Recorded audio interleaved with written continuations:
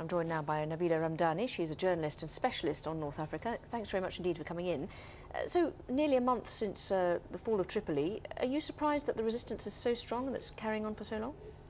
Well, what's effectively happening is that roles are being reversed. Qaddafi is now the rebel fighter, and he's urging his hardcore loyalists to mount a guerrilla war.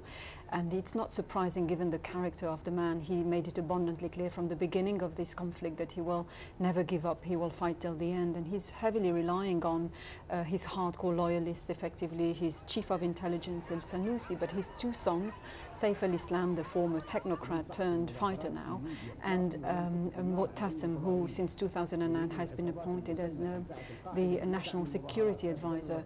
So they will be the ones who will be coordinating the actions around the main strongholds. And how long can they hold it? I mean, admittedly, obviously they've got plenty of stocks of ammunition and so on, but eventually, I suppose, if they are surrounded, which is starting to look as though they are in these places, how long can they hold out for?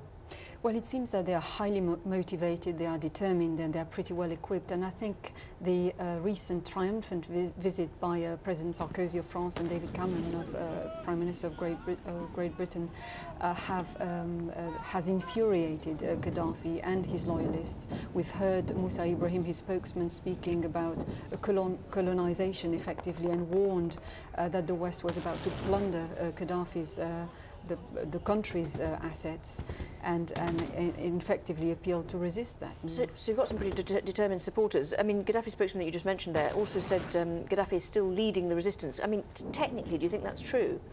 I think he's the figurehead, and he's perceived as such by his loyalists, and he believes that he's still carrying on his own revolution, which started in 1969. But presumably his room for manoeuvre is limited, because if he comes on the phone or does something like that, surely he'll be spotted. Very much so.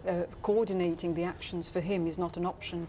It will be very difficult for him to use any communication lines, which would be straight away picked up by NATO's satellite surveillance. And how critical is the capture or killing of Gaddafi to the outcome here? If that happens, would that be the end of the story?